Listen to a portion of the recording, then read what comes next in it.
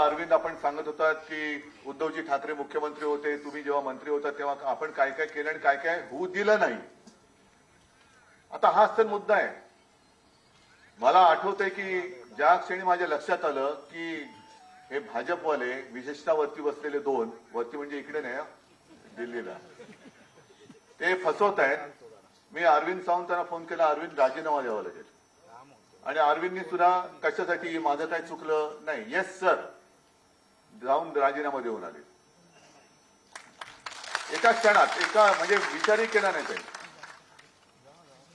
आणि मग नंतरचा एक प्रश्न राहतो की एक केंद्रीय मंत्री आपल्या मंत्रिमंडळातून राजीनामा देतोय, तरी सुद्धा पंतप्रधानांना किंवा त्यांच्या पक्षाध्यक्षाला ज्या पक्षाच्या मंत्र्यांनी राजीनामा दिला त्या पक्षप्रमुखाबद्दल बोलावं असं वाटलं नाही की का तुम्ही राजीनामा देताय. इकडेच तर भाजपचे जे काय मनातले काळे जे काय गोष्टी होत्या ना त्या उघड झाल्या.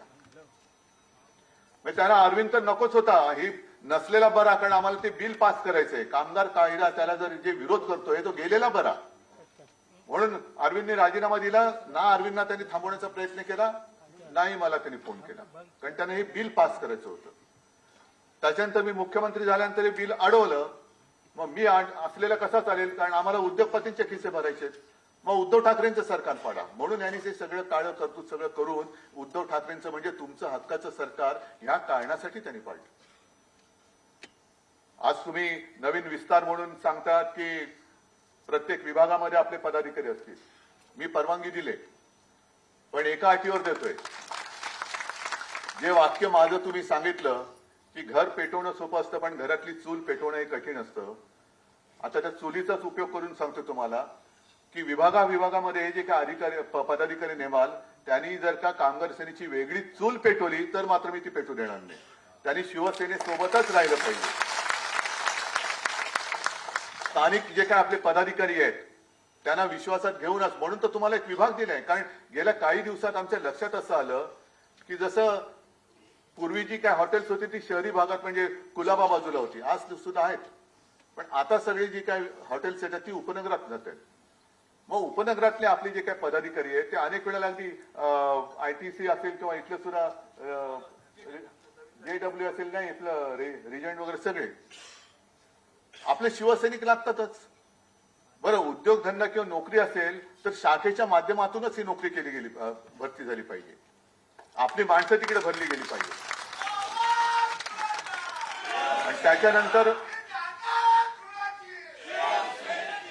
या पदाधिकाऱ्याला एक दंड कसला पाहिजे की ठीक आहे, तुम्ही विभागवार वेगळं कामगारांच्या हितासाठी, स्थानिक कामगारांच्या अडचणी सोडवण्यासाठी कार्यालय जरूर उघडा, पण किमान आठवड्यातून एकदा तरी शिवसेनेच्या शाखेत तुम्हाला जायलाच लागेल.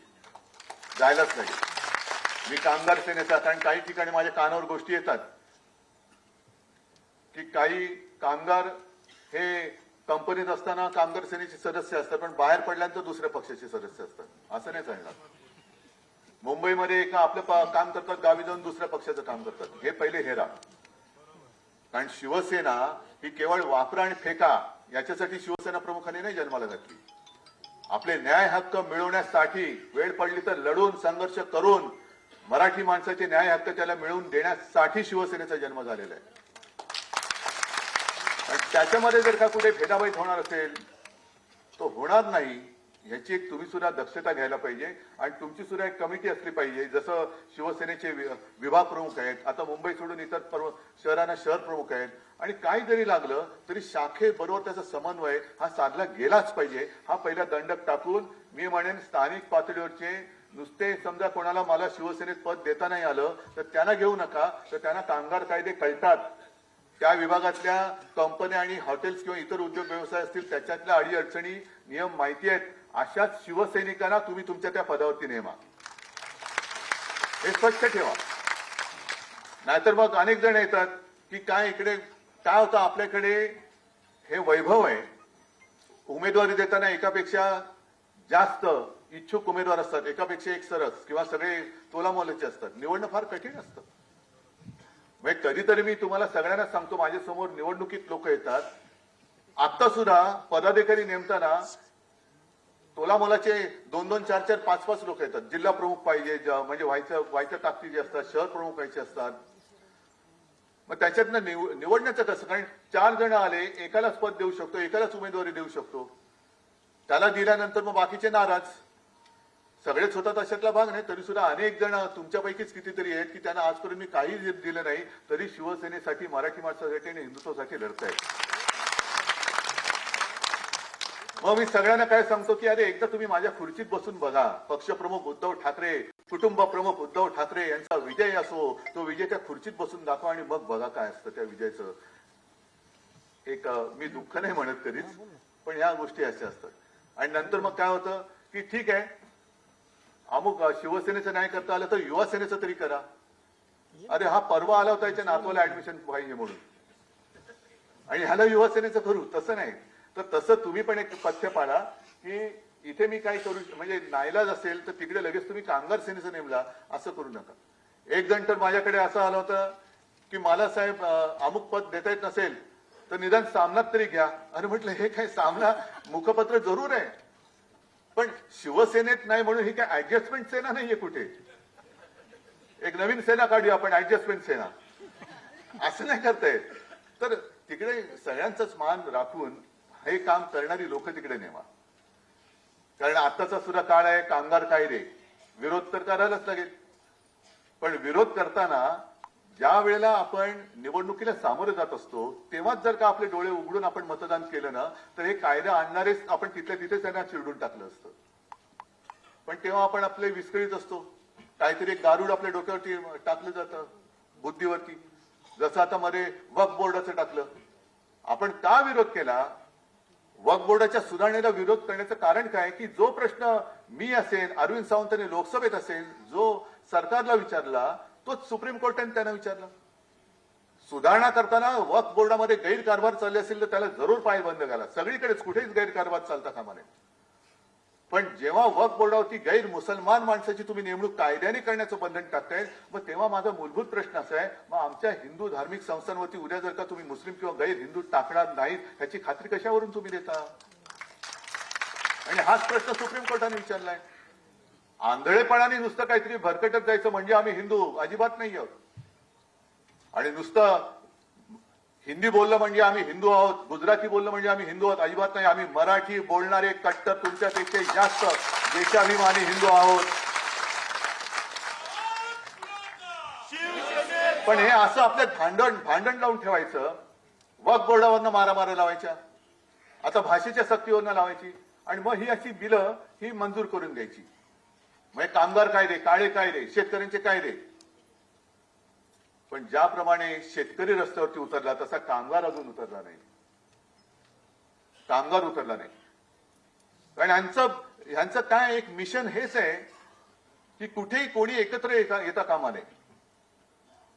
कुठेही एकत्रित म्हणजे संघटित व्हायचं नाही, विस्कळीत ठेवायचं आणि सतत एका दबावाखाली ठेवायचं, टेन्शन खाली ठेवायचं. म्हणजे स्वतः जो आपल्या घरच्या चिंतेने, स्वतःच्या चिंतेने ग्रस्त असेल त्याला जाऊ देणं, कायदे आणले आणू देणं, जमीन गेली जाऊ देणं, धारावी गेली जाऊ देणं.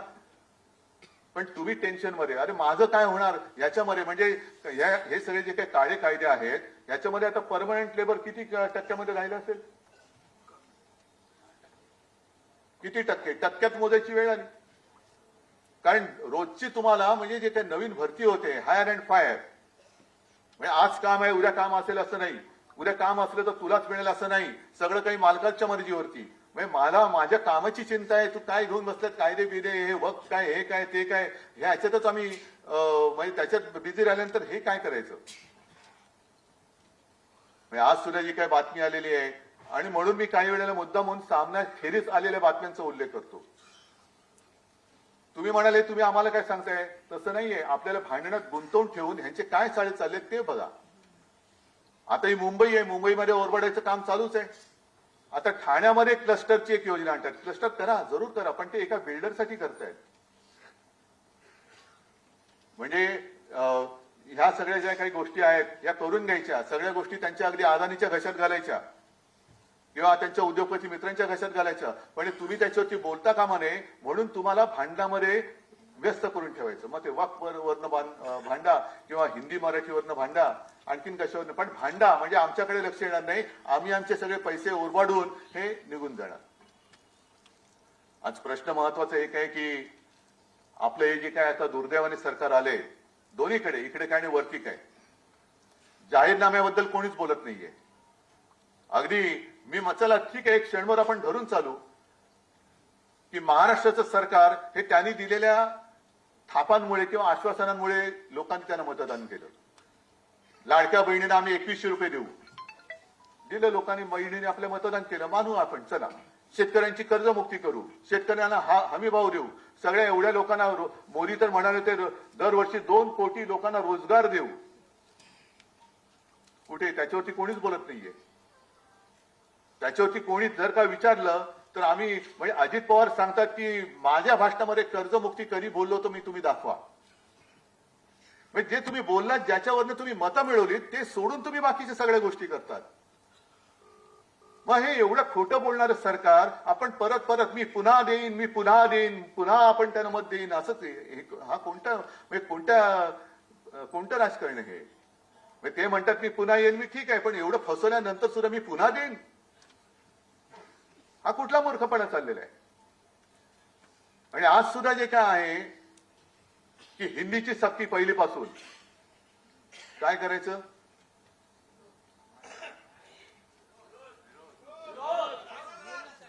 आम्ही प्रेमाने सगळं ऐकू, पण सक्ती कराल तर तुमच्या सकट उकडून फेकू. एक तर शिवसेनेने सुरू केलेलं आहे, जे अमराठी आहेत, मुंबईमध्ये राहत आहेत, वर्षानुवर्ष राहत आहेत, पिढ्यानपिढ्या राहत आहेत, त्यांना चला मराठी शिकूया, त्याला प्रतिसाद मिळतोय. अनेक उत्तर भारतीय त्या आपल्या क्लासेसला येत आहेत, अनेक उत्तर भारतीय येत आहेत. आणि ते बघितल्यानंतर त्यांच्या पोटात गोळा आला, चला हिंदीची सक्ती करूया. कशासाठी सक्ती पाहिजे? पहिलं महाराष्ट्रामध्ये सुभाष देसाई मंत्री होते, मी मुख्यमंत्री होतो. मला अभिमान आहे की महाराष्ट्रामध्ये मराठी भाषा ही सक्तीची करण्याचा निर्णय हा माझ्या नेतृत्वाखालच्या सरकारने घेतलेला आहे. पहिलीपासून जो महाराष्ट्रामध्ये राहील त्याला मराठी आलीच पाहिजे, ही सक्ती असलीच पाहिजे. मग हिंदीची तुम्ही सक्ती जर करत असाल, होऊ देणार नाही, हा भाग वेगळा आहे. पण सगळ्या दुकानांवरती महाराष्ट्रामध्ये मराठीमध्ये लिहिण्याचा सुद्धा आम्ही कायदा केला आहे. तो कायदा अंमलबजावणीमध्ये किती आणला या सरकारने? काही नतद्रष्ट तर त्याच्या विरुद्ध कोर्टामध्ये गेले. अरे इथे राहता, इथलं आमचं मीठ खाता आणि मराठी भाषेला तुम्ही विरोध करता. यांचं सरकार, आपलं सरकार गेल्यानंतर, सरकार होतं तेव्हा कोणाची हिंमत नव्हती, पण आपलं सरकार गद्दारी करून पाडल्यानंतर, त्या एसनशीनी गद्दारी करून पाडलं आणि पाडल्यानंतर त्यांच्या पालख्या वाहत आहेत, त्यांचे पाय चाटतायत आणि मराठीवरती अन्याय करणाऱ्यांचे पाय चाटणारे हे कसले बाळासाहेबांचे विचारून येणार पुढे? पण ह्यांचं सरकार आल्यानंतर, म्हणजे मी तर कदाचित असं म्हटलं तर वावगं ठरणार नाही की महाराष्ट्राच्या मारेकऱ्यांची सुपारी घेणार हे सरकार आहे का? त्यांचंही सरकार इकडे बसले, ते सत्ताधारी म्हणून आमच्यावरती राज्य करतायत का? महाराष्ट्राचे आणि मराठीचे मारेकरी, त्यांची सुपारी घेतलेले हे सत्ताधारी महाराष्ट्राला दुर्दैवाने लाभलेत का? पण यांचं सरकार आल्यानंतर मराठी नाही आती, मराठी लोक गंदे है, वो नॉनव्हेज खाते.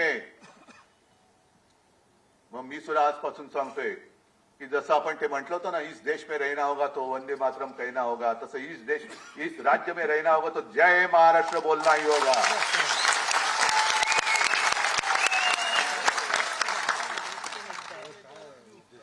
आम्ही नेहमी त्यावेळेला सुद्धा शिवसेना प्रमुखांना विचारलं जायचं, तुम्ही मराठी करता, मग हिंदुत्व कसं? तुम्ही हिंदू करता, मग मराठी कसं? अरे आम्ही आमचं हिंदुत्व, मी बोललो ना, आम्ही अस्सल मराठी धर्म पाळणारे, मराठी भाषा बोलणारे आम्ही हिंदू आहोत. काय चूक आहे? काय मग दुसरा हिंदू तरी असतो कसा? आणि यांना हिंदीची सक्ती जर का करायची असेल, होऊ देणार नाही. परत सांगतोय, तर फडणवीसांना सांगतोय, तुमचे मध्ये जे वरचे खाली आले होते ना, कोण जोशी का कोण, मध्ये माशी शिंकल्यासारखे शिंकून गेले, जोशी का माशी, ते जिथे बोलले त्या घाटकोपर मध्ये पहिल्यांदा मराठी सक्तीची करून दाखवा. जा, घाटकोपर मध्ये मराठी आलंच पाहिजे आणि मग आम्ही हिंदीचं काय असेल ते आम्ही बघून घेतो. पण मुंबई में वो मराठी येण्याच पाहिजे ऐसा कोई है नहीं. तुमको आलं येतं का नाही आता हे असेच ही माणसं ह्यांच्याकडनं आम्ही मराठीचा घात आमच्या डोळ्यात येत होतो आणि तो आम्ही बघत बसायचं. पहिले सांगा ना, घाटकोपरची भाषा सुद्धा मराठीच आहे, तिकडे मराठी सक्तीची करा, प्रत्येक माणूस तिथला मराठीमध्ये बोलणारा मला दाखवा. आणि जी लोक मराठीचा दुश्वास करतात, आम्ही कोणाचा दुश्वास करत नाही, उलट त्यांना आम्ही आपलंसं करायला बघतोय. मराठी बोला, या आमच्या बरोबर बसा. अनेक मी बोलतो ना, अनेक जण मराठीमध्ये बोलतात, शिवसैनिक आहेत काही, मग त्याच्यामध्ये उत्तर भारतीय आहेत काही, गुजराती आहेत काही, मुस्लिम तर आलेच आहेत आता आपल्यासोबत. पण आम्ही एका बाजूने हे धोरण स्वीकारताना तुम्ही काड्या कशाला घालताय, आगी कशाला लावताय? कर्नाटकामध्ये कधी ह्यांचं कधी त्यांचं कोणाचंही सरकार असलं तरी बेळगाव कारावा तिकडे मराठीवरती अन्याय करणारी सगळी अवलाद तिकडची ही आम्हाला आमच्याकडे हिंदीची सक्ती करताय. तामिळनाडूमध्ये स्टालिन बसले, तिकडे जाऊन बोलून तर दाखवा हिंदी मधला, ही बघा बोलून बघा. पण आम्ही प्रेमाने सगळ्यांना आपलंसं करतोय. काय हिंदीचं आणि आमचं काही वैर नाहीये.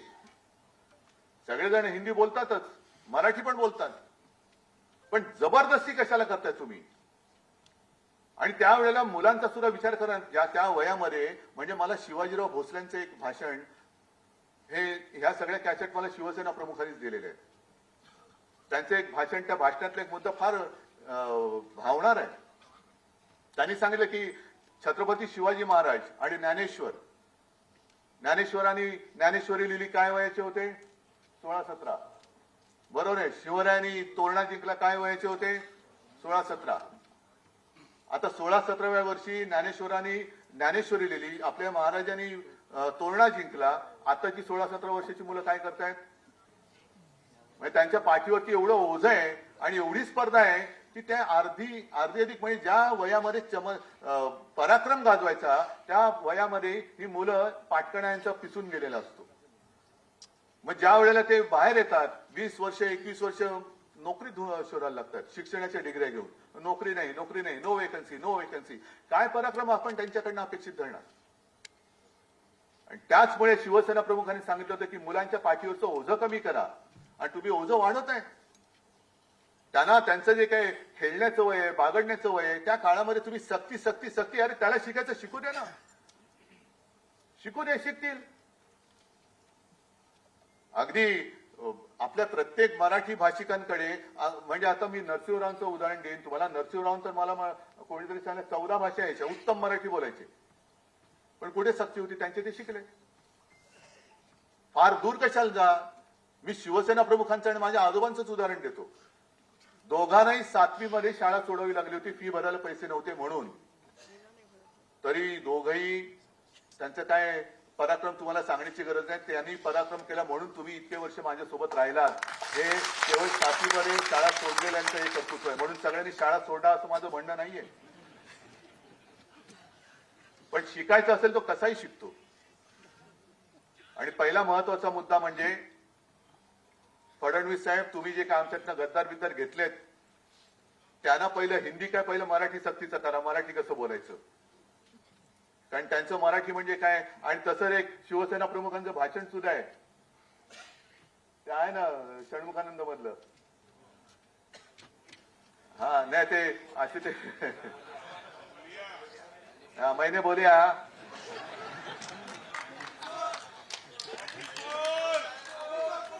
नको, वन्स मोर नको, एकदा झाले तेवढं बस. एकदा बोल्या उतना काफी आहे. जिसको समझना है उसको समजा. त्यांना पहिले तुमचे सहकारी चांगले सुशिक्षित आहेत का? म्हणजे मी परत सुशिक्षित अशिक्षित असा वाद नाही करू इच्छित, पण तेवढ्या क्षमतेच्या आहात का की केवळ गद्दारीचीच सर्टिफिकेट घेऊन तुम्ही त्यांना पदं दिलेली आहेत? तू किती वेळा पक्ष बदललास? अरे वा, चल ये, डबल ग्रॅज्युएट आहेस तू.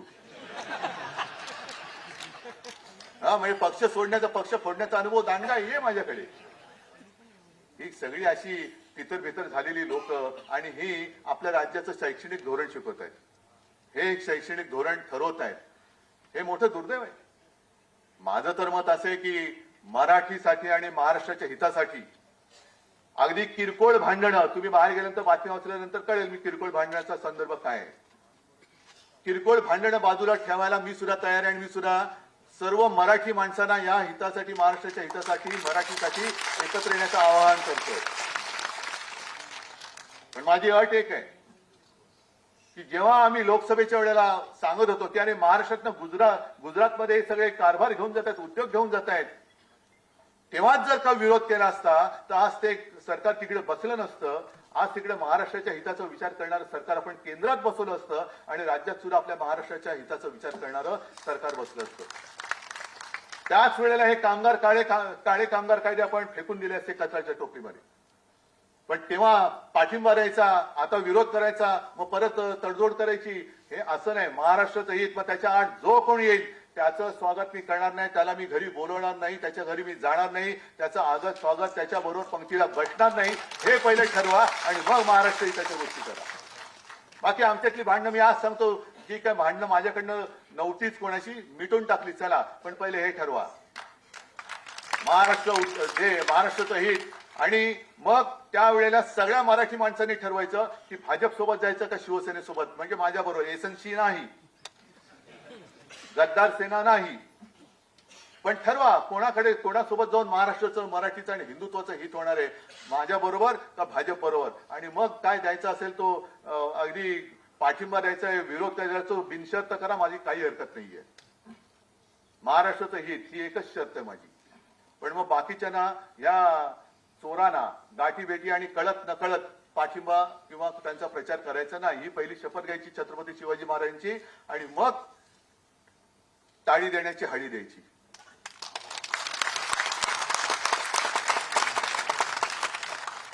आज संपूर्ण जे काही मी तुम्हाला सांगत होतो की महाराष्ट्राची संस्कृती मानली जाते आहे ना, मी अनेकदा सांगतोय, परत सांगणार, ही रामाची भक्ती आम्हाला भाजपने नाही शिकवायची. मी गेल्या वर्षी 23 जानेवारीला जेव्हा नाशिकला कार्यक्रम झाला तेव्हा काळाराम मंदिरात गेलो होतो आणि नंतरच्या सभेत मी सांगितलं होतं की आम्हाला भाजपा मुक्त राम पाहिजे. कारण नाहीतर तेच होत आहे, रामाला भेटताना तुम्ही कशाला बडव्यांसारखे मध्ये पाहिजे भाजपवाले, आम्ही आणि राम आमचा आहे ते बघून आमचं नातं आहेच, तुम्ही कोण सांगणार आहे आम्हाला. त्याच्यामुळे जय श्रीराम आम्ही बोलू, पण तुम्हाला जय महाराष्ट्र, जय शिवराय, जय भवानी बोलावंच लागेल, तर महाराष्ट्रामध्ये राहा, नाहीतर तुमच्या कुठे गावी जायचं तर निघून जा. आम्ही इकडे मुंबईमध्ये, महाराष्ट्रामध्ये सगळे भाषिक गुण्यागोविंदाने नांदतोय, त्यांच्यामध्ये काड्या घालण्याचे धंदे करू नका. जर तुम्ही आमच्यावरती सक्ती काही करण्याचा प्रयत्न केला तर ती सक्ती आज आम्ही जुगारून दिलेली आहे, हे आज मी जाहीरपणाने सांगतो. प्रेमाने बोलाल तर ऐकू, जबरदस्ती कराल तर लाथ घालून हाकलून देऊ. आणि त्याच्यासाठी मला कामगारांची पण गरज आहे, कारण समाजामध्ये 2-3 वर्ग असतात.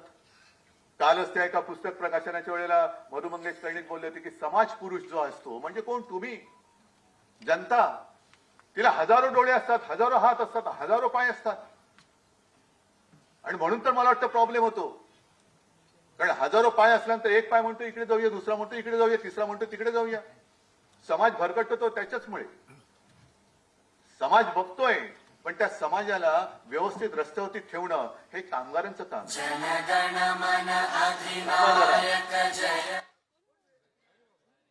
पण भाजपवालाही करेल.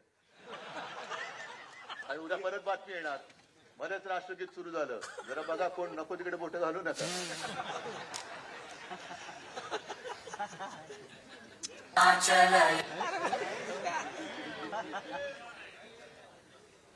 प्लग काढा नाही, टेक्निकल फॉल्ट असेल तर.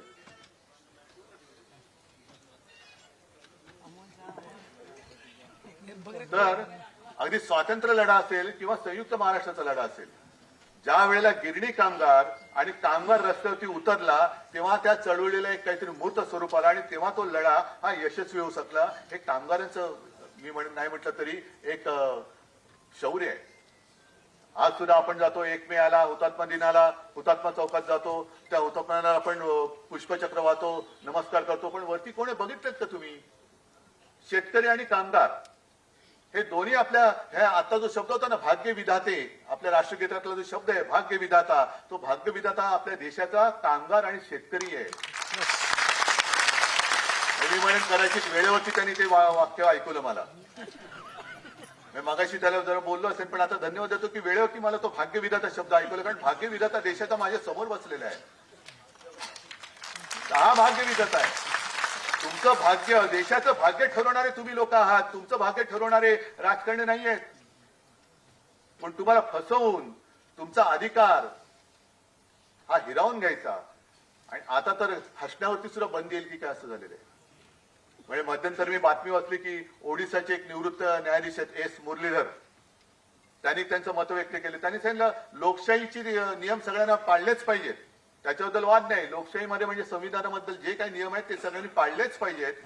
पण त्याच बरोबरीने स्वतःचे अधिकार हे तुम्हाला माहिती असलेच पाहिजेत.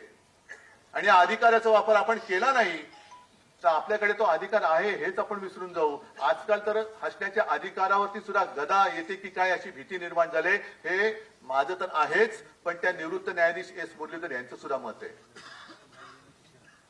तर हे अधिकार तुम्ही करायचे, गाजवायचे, जागृती तुम्हाला आणायची. म्हणजे अरविंद, तुम्ही जे म्हणालात की विभागवार तुम्ही आता पदाधिकारी करतायत, तसं करा.